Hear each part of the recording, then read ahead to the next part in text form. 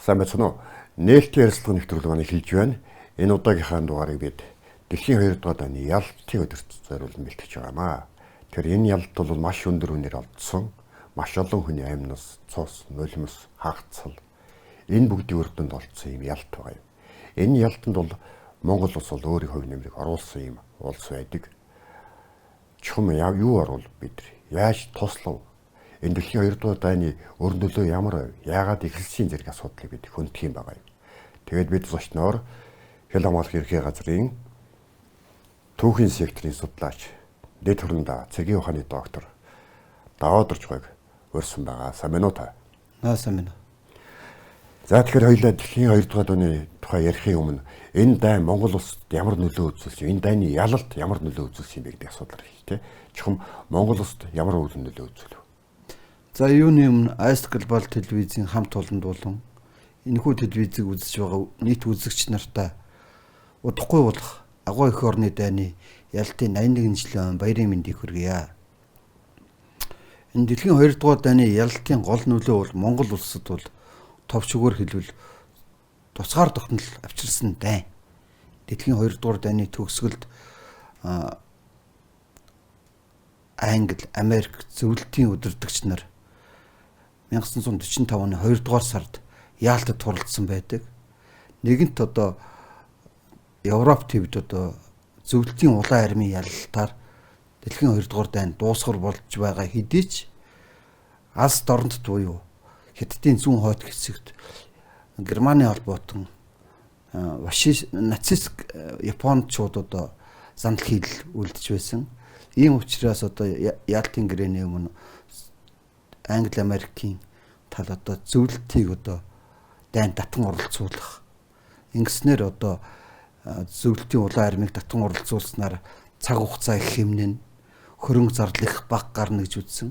Учир нь одоо тэр тухайн Англи, Америк эрдэмтдийн тооцоолсноор бол одоо тэд нар одоо хамтраад дангаараа ингээд Японы эсрэг хуурай газарт байлдвал 2-3 жилийн хугацаа шаардлагатай байсан. Мөн одоо төсөв санхүү нэлээд хэмжээ шаардлагатай байсан учраас тэр судлаачдынхаа дүгнэлт саналыг аваад зөвлөлтийн улаан армийг ашиглаж одоо дайнд оролцуулах болсон. Зөвлөлтийн улаан арми энэхүү дайнд оролцохын нэг нөхцөл болцоо бол одоо Сталин бол одоо Монгол улсын тусгаар тогтнол буюу статус квог олон улсад хүлээн зөвшөөрөх асуудлыг Англи, Америкийн талд тулгаж үүнийг одоо Чанкаши буюу Хятадын гаминда нар тулган хүлээлгэхийг шаардсан. Энэхүү болцлыг биелүүлвэл бид Японы эсрэг дайнд нэгдэн орохт бэлэн байна гэж нөхцөл болцоо тавьснаар энэхүү Монгол улсын тусгаар тогтнол одоо дайны дараагаар тусгаар тогтсон Монгол улс бий болоход маш их чухал шийдвэр гарсан байгаа юм.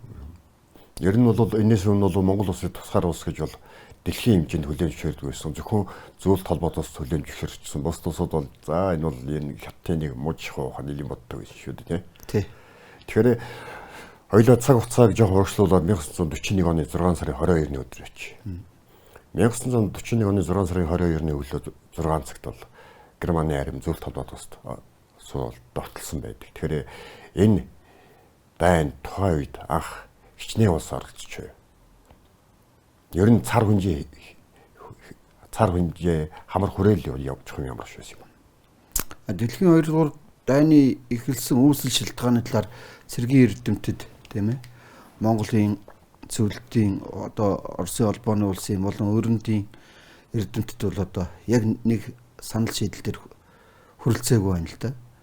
Тухайлбал одоо 1939 оны 5 сарын 11-ний өдөр халахын голын дайнаар дэлхийн 2 дугаар дайн эхэлсэн гэж Монголын эрдэмтэн судлаачид, Хятадын эрдэмтэн судлаачид үзэж байхад өрөндийн болон Оросын түүх хөгжлийг судлаачид бол одоо дэлхийн 2 дугаар дайныг 1941 оны 6 сарын 22 эсвэл 1939 оны 9 сарын 1 Германчууд Польшид нутагснаар ингэсэн ийм янз бүрийн таамаглал дэвшүүлж байна. Энэ дээр нэгдсэн санал бодол хүрээгүй байна.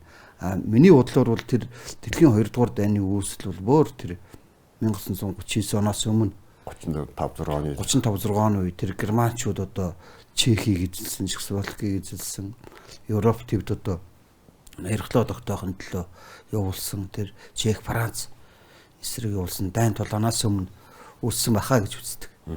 Ер нь энэ дайнд ч одоо шинэ орон оролцлоо.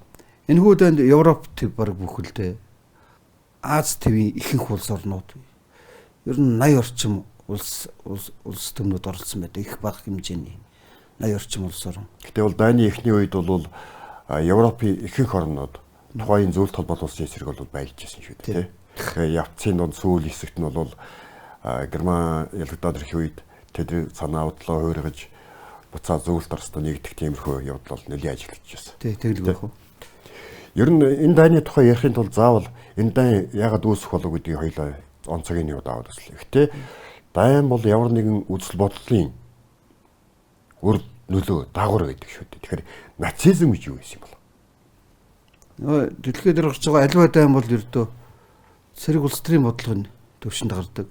Өөрсдийнхөө одоо геополитикийн бодлого, өөрсдийн одоо ноёрхлоо тогтоохын тулд газар нутгаа тэлэх, өөрсдийн үндэстний одоо дээгүүр тавих ийм зайлшгүй юм хитэн шалтгаан байгаад байгаа юм. Үүний нэг шалтгаан дэлхийн 2 дугаар дайны тэр нацизм гэдэг үзэл бол маш их хүчтэй гарч ирсэн. Энэ германчууд бол одоо айри гэдэг үндэстэн бол одоо бүх ард түмнээс дээгүүр байх хэвээр. Энэ бол цэвэр одоо хүн цэвэр цусны одоо адуугаар бол тийм ээ цэвэр цусны одоо адуу гэж ярьдагсан. Энэ бол айри үндэстэн гэдэг бол хамаг бүхний дээр байх хэвээр гэж үднээс хандаж нацист үзлийг шингэн одоо бус улс орны ард түмнүүдийг одоо дээрлэх, харгислан хядах үзэл бодол, арьс өнгө, хэл соёлын орн шашин сурталаар нь одоо ялгарлан гадуурх үзлийн үүднээс л гарч ирсэн үзэл байгаа юм. Энэ хүү нацист үзэл бол одоо дэлхийн 2 дугаар дайныг шатлан үргэлжлүүлэхэд маш ихээхэн түлхэс болж гисэн. Ер нь бол нацист үзлийн улмаас хохирсон хамгийн анхны хүмүүс бол еврейнэр байдаг. Тэднийг бол маш олон гарна олон саяар нь жишээлх болохоор одоо хорж цагдаж эрхийг хасч тийм ээ ингэж явсан шүү дээ. Тэгэхээр дайны эхний үеэс эхлэн Монгол улс тухайн бүгд нэр Монгол ард улс зөвлөлт холбоот улс тусалж эхэлсэн байдаг. Тэгэхээр туслах шийдвэр, тушаал ер нь анх хэзээ гарсан байдаг юм. Дайны эхний үед бол 1941 оны 6 сарын 22-нд фашист Германы тал зөвлөлтийн талд дайн зарлалгүйгээр шууд эзлэн төрмөдлөх бодлогоор товтлсон. Үүний дараа 1941 оны 6 сарын 23 буюу маргааш нь л гихт бүгд найрамд Монгол ард улсын одоо ардын сайд нарын зөвлөл улсын бах хурлын тэргүүлэгчдийн одоо гишүүд хуралдаад чаа улсын тэргүүтэй гишүүд хуралдаад энэхүү дайн бол одоо үнэхээр фашист төрмгийн дайн юм аа. Энэ дайныг бид одоо зөвлөлтийн ард түмний талд зогсно гэдгээ бат илэрхийлсэн. Яг дайн болсны маргаашнаас л Монголын ард түмэн ингэж одоо улс төрийн төвчний гишүүд их бүхий гишүүд хуралдаж ингэж нийт ард түмэндээ уриалга гаргасан. Бүхнийг фронтод, бүхнийг ялалтад гэсэн уриалга гаргаад тэр бэлтгэлийн комиссгээ байгуулагдаад үзэл бодол санаагаараа бол зөвлөлтийн ард түмний талд монголчууд бол найдвартай зогсно гэдгээ олон нийтэд олон улсад илэрхийлсэн байдаг. Тэгвэл анхны тусламжийн бараа яг хэдийн үед явж эхэлсэн бэ? Зөвлөлтийн талд нийт монголчуудын тусламжийн бараа галт тэргээр 6 удаа явсан байдаг. 1942 онд анхны тусламжийн бараа явсан байдаг. Энэ тусламжийн бараа бол одоо тэгэл хоол, хүнс, хувцас, хэрэг одоо бүхий л талаар монголчууд одоо өөртөө байгаа юмнаас илүүчтэй бүхий л талаар тусламжийн бараануудыг илгээж байсан байдаг. Ер нь манай үзэгчд бол нэг сайн мэдгүй бах. Одоо өчигдөр гарсан Оросын албаны улсын элчин сайднаас гарсан цахим сайт бичснээр бол манай Монгол улс тухайн үед 65 сая 770 мянга 60 төгрөгийн бараа бүтээгдэхүүн одоо хандив тусламжийг бол үнгүй гэсэн үг л дээ. Буцалтгүй олгосон байгаа юм. Тэгээ үүнд бол адуу мал сав тэр тухайд Монгол улс савн хийдэг байсан юм байна. Савнгаа хүртэл явуулж байсан байна. За нэхий бол мэдээж хэрэг мах бол мэдээж хэрэг гэдэг их олон зүйл байгаа л да. Тий. Үүнээс бол монголчуудын бас нэг их айхтар тав одоо хүмүүсийн Монгол ард түмний их юм да. Байгуулсан нэг том зүйл бол цэргийн нисэх байгуулга байсан. Одоо рот гэх юм да. Цэргийн эскадрил танкын бригад тий. Тэгэхээр хоёул танкын бригад онцолж авч ярилцаад. Энэ танкын бригад үүсэн цагаас хойш ер нь дайн дуустал хүртэл байлдсан. Бас танк болгон өөрийн гэсэн нэртэй байсан гэж байгаа тий. Тий. Энэ танкын бригад 1943 онд Бөгнөр Монгол ардуулсан засгийн газраас 300 кг малт 300 мянган төгрөг гаргаад зөвлөлт холбоот улсын одоо тал руу шилжүүлсэн байдаг. Энэхүү хөрөнгө нь бол одоо тухайн үеийн тэр Монгол ардын хувьсгалт цэргийн одоо тэр танкын цуваа нийт одоо 53 танк илгээсэн байдаг. Энэхүү хөрөнгөөр тэр 53 танкийг одоо зөвлөлтөд үйлдвэрлэж фронтод шууд байлдааны үйл ажиллагаанд оруулсан байдаг. Энэхүү 53 танкын 48 нь одоо чаа болсон. Молотов, бүгд найрамд Монгол ард улс зөвлөлт холбоот улс гэсэн янз бүрийн нэршилтэй ийм 48 нэртэй танк байсан. Энэхүү танкууд бол одоо 43-аас 45 оны 5 сарын 9 хүртэл 2 жил гаруй хугацаанд байлдааны үүрэг даалгавар гүйцэтгэж одоо Берлин хүртэл ялтыг авчирсахад үнэтэй хувь нэмэр оруулсан. Энэхүү тухайн үеийн 300 кг алт 300 мянган төгрөг гэдэг бол өнөөгийн аншаар бол одоо Монгол улсын төсвийн одоо 3-аас 4 жилийн төсөвтэй тэнцэх тийм хэмжээний төсөв байгаа юм. Тэр үүнийг одоо олон Монгол улс алтын гарахтаа ард ирдээс хүртэл тач авсан байдаг тий. Тий ард юм. Одоо ард иргэд бол одоо бүхнийг фронтод бүхнийг ялдаг гэдэг өрөөнд ор нэгдэж ер нь зөвлөлт ахын дүүстэй туслая. Зөвлөлт ахын дүүс бидний тусгаар тогтнолын баталгаа өмг түшиг тулхуур гэдэг үзлийн үүднээс эрт дээр үеэс сайн хөршийн найрамдал харилцаатай байсан учраас ингэж л одоо бүхий л зүрх сэтгэлээрээ ялангуяа тэр дайн зарлсны маргааш насан тэр Монгол ардны хувьсгалт цэргийн албаа хагсд бол олон мянгаараа дайнд оролцъё, өөрийн биеэр дайнд явъя гэсэн санал хүсэлтийг удаадараа илэрхийлж байсан байдаг.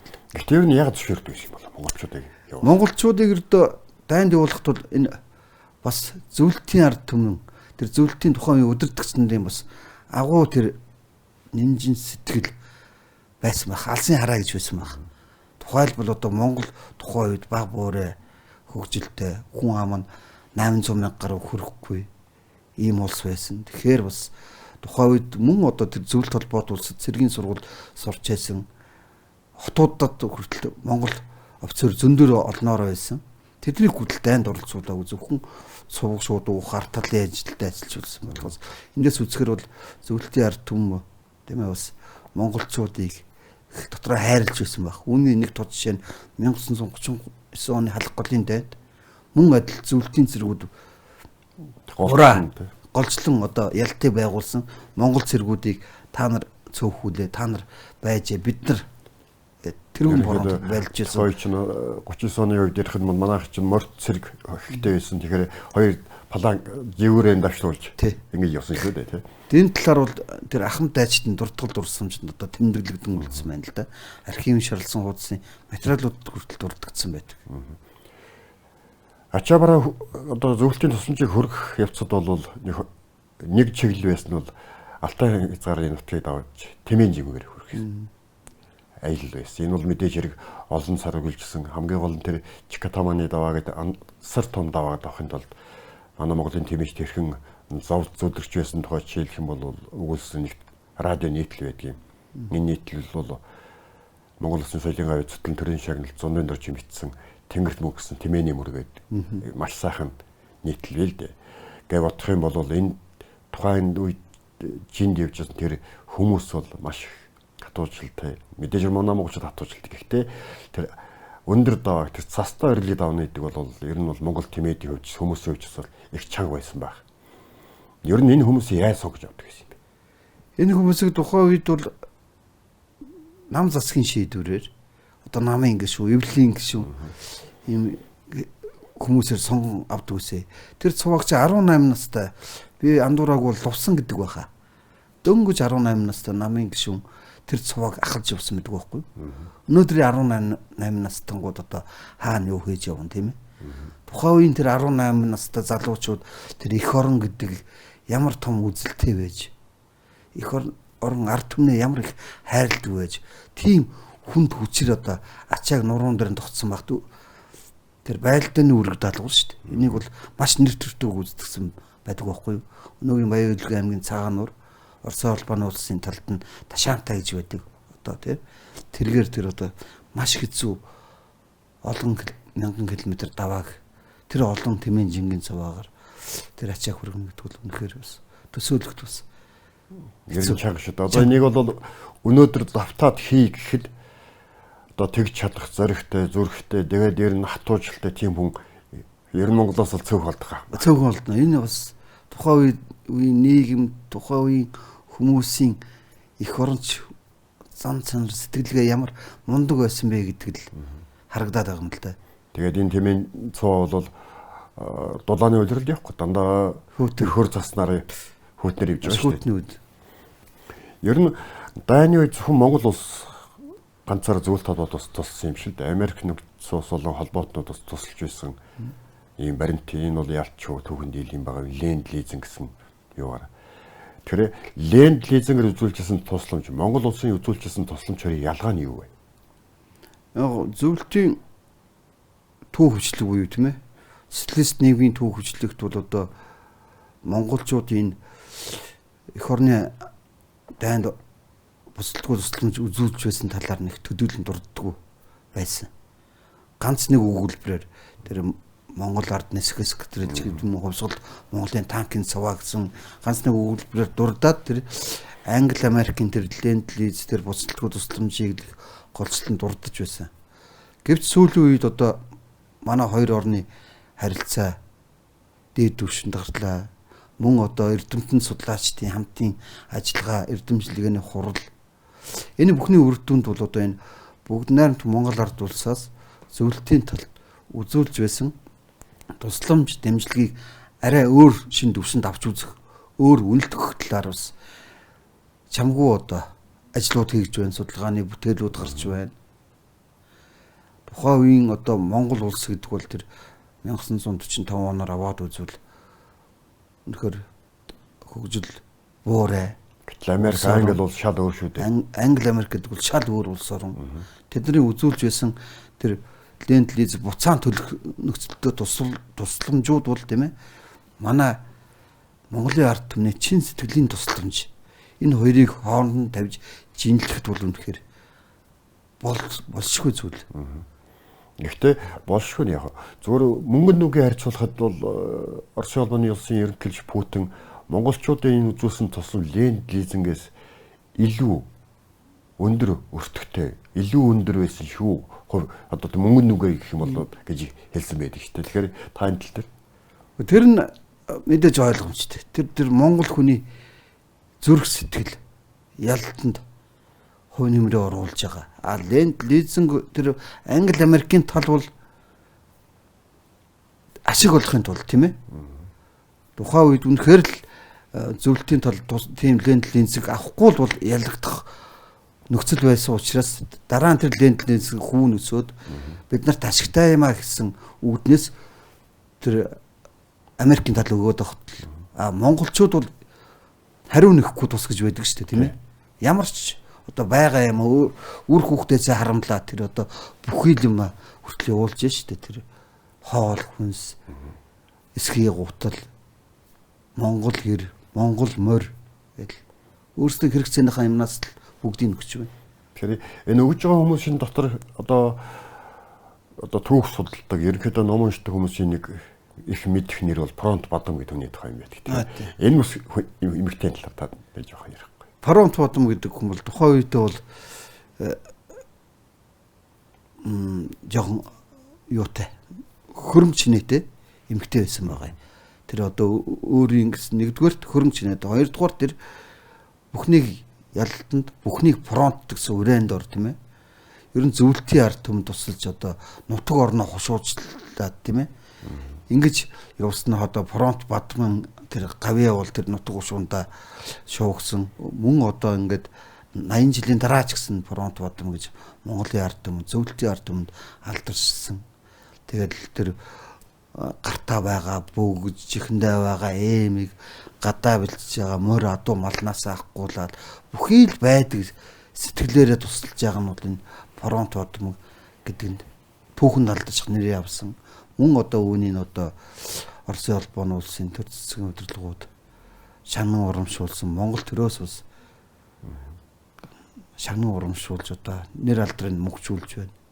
Энэ талаар бас одоо хойч үед одоо мөн одоо таниулах шаардлагатай бид нар одоо тэгэл ингээл өнгөрдөг одооны одоо 10 жилийн сургууль оюутнуудад энийг одоо ямар нэгэн хэлбэрээр таниул сэтгэлд нь хоногчлол нь одоо энэ тусгаар тогтнол авчирсан ийм дайн гэдгийг л фронт Бадман гэх мэтлийн юмуудыг л ухамсартан суулгах хэрэгтэй байх юм да.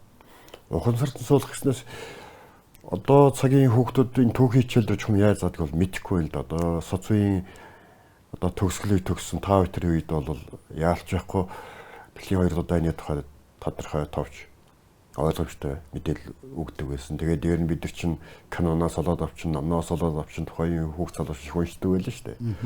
Тэгэхээр энэ мэдээллийг ер нь дэлхийн 2 дугаар дайны үр дүнд Монгол улс тусаар тогтоолж авахд маш чухал өрнө үзүүлсэн зүйл Яалтын гэрээ байсан. Үүний үр дүнд дэлхийн 2 том гүрэн зөвшөөрсний үндсэнд Монгол улс тусаар тогтоолын баталгааг хамгийн ихэнд олж авсан юм а гэдэг зүйлийг сурчлан таниулах юм яаж хийвэл тэр гэдэг. Энийг сурчлан таниулахад өнөөгийн нийгэм бол их сонин одоо мэдээллийн маш олон урсгалтай байна л да. Телевиз гэхтэл одоо хэдэн 10 хэдэн 100-аараа байна. Нэг улсад тийм ээ. Тухайн одоо тэр Facebook, Telegram янз бүрийн сошиал ертөнц одоо хэдэн 10-аараа байна. Бидний тэр хүмүүжжсэнсээс нийгмийн үед бол зөвхөн нэг телевизтэй, нэг телевиз нь зөвхөн нэг сувгтай. Тэр сувгийг одоо телевизгүй айлынхан телевизтэй айлд орж тэгэл үздэг. Мэдээллийг нэг сувгаараа урдаг. Ийм л байлаа. Одоогийн нийгэм бол одоо мэдээлэл маш юу болчиход байна л да.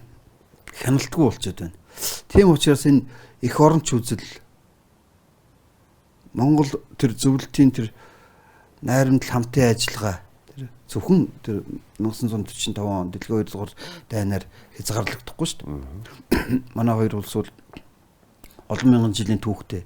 Тэр түүхээс нахгуулаа тийм ээ. Ийм тусгай сувг, тусгай платформ тийм ээ. Тийм тусгай сошиал имийг нээж бүр зөвхөн өглөөнөөс орой шинжэнгөө явуулж идэг тийм юм сувг телевиз платформ нээвэл бас энэ өөр хүүхдүүд бас ирээдүйн хойч үед бас сонирхолтой болов уу? Зөвхөн одоо нэг сувгаар нэг өдөрт нэг 10-20 минут яриад хтай биш. Тэгэхээр өнөөдөр бол ингээд нийгмийн хандлагыг хажаад байхад энэ дэлхийн 2 дугаар дайны ялтанд монголчуудаар бас хувь нөлөө тодорхой хэмжээ мартуулах зорилготой хүмүүс байна. Яалтын гэрээний өр нөлөөг бас мартуулах зорилготой хүмүүс бас байна. Энийг заавал өөрөө бичдэг, уншигдаг, гуйлдаг олон янз юм байл. Ерөнхийдөө бол түүхийн явцыг үзэхэд түүхийг өөрчлөх гэсэн оролдоо ер нь бүх үед байсан. Доош байсаар байна. Тэгэхээр түүхийн үнэн зөвөр хадгалах, энэхүү мэдээлэл үнэн зөвөр хадгалахын тулд эрдэмтэн судлаачид хийх ёстой ажил юу байдаг? Эрдэмтэн судлаачдыг хийх ажил бол энэ дээр бол хоорондоо ярилцаад нэг эрдэмтлийн хурал зохион байгуулад ингээд ном тохиомл гаргаад явахтай гол нь шилдэг. Одоо сүүлийн үед бол ном уншдаг хүнч байхгүй боллоо. Ер нь хооч рүүгээ хандсан. Одоо яад тийм сонирхолтой маягаар тийм ээ. Ирээдүйн арга хэлбэрийг ашиглаад тий орчин үеийн тэр ай хэлбэр одоо дижитал одоо ирээд технологиг ашиглаад энэ орчин үеийн хүүхд залуучуудын сонирхлыг татхууцаар тэгтээ түүхийг гуйлахгүй яг үннээр нь ингэж сурчлалтан таниулах шаардлагатай байна. Хоёулаа хамгийн ихний асуулт руу очие. Тэгэхээр дэлхийн 2 дугаар дайны энэ ялалтын үр шимийг монголчуудад бол тодорхой хэмжээр хүртсэн. Үүний үр дүн өнөөдөр бид ингээд суугаад ярилцж байна. Одоо хотын гудамжаар залуус хөлхөөд хосоор сайхан алхаж байна. Эрчлөөтэй дураараа тий. Энэ юм байгаа юм шүү гэдгийг л та нэг сайхан Монголын ард түмэн дандаа нэг хэлээд өгөөч. Энэ бол сүүлийн асуулт. Тусгаар тогтносон улс байна гэдэг бол үнэхээр том завшаа. Ялангуяа энэ Монгол улсыг тусгаар тогтносон улс бий болоход бол энэ 1945 оны 2 дугаар сард болсон Яалтын баг хурлын түүхэн шийдвэр 1-р нөлөөлсөн. 2 дугаарт тусгаар тогтносон Монгол улс бий болоход бол дэлхийн 2 дугаар дан эхэлсэн 1941 оны 6 сарын 22-ны өдрөөс 45 оны 5 сарын 9-ний хугацаанд Монголын ард түмэн зөвлөлтийн ард түмний ялалтанд шийдвэрлэх үүрэг гүйцэтгсэн гэж үздэг. Найдвартай ард тал холбоот нь байсан. Бүхий л сэтгэлээрээ өөрсдөөсөө илүү чинь ч одоо бүхийд байгаа зүйлээрээ тусалсан нь зөвлөлтийн болон Сталины юунд анхаарлын төвд орсон баг. Энэ монголчууд бол ер нь тусгаар тогтсон тусгай хилтэй зан заншилтай ийм тусгай ард түмэн юм байна гэдгийг бол тухайн тэр түүхэн үеуд олж харсан байхаа. Үүгээрээ Монголын ард түмэн бол одоо энэ тусгаар тогтнолыг үе үед эрхэмлэж явах хэрэгтэй.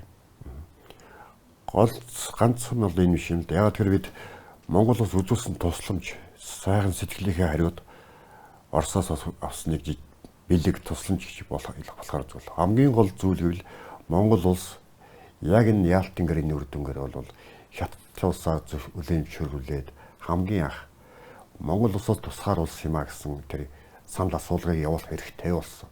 Энэ санал асуулгад Монгол улсын 99% зөвшөөрснөөр Монгол улс тусгаар улс гэж анх дэлхийд хүлээн зөвшөөрсөн юм байдаг юм. Үүнээс хойш бол 1961 оны нэгдсэн үндэсний байгууллага хүртэлх бол тэр урт замыг бол ярихад бол хэцүү.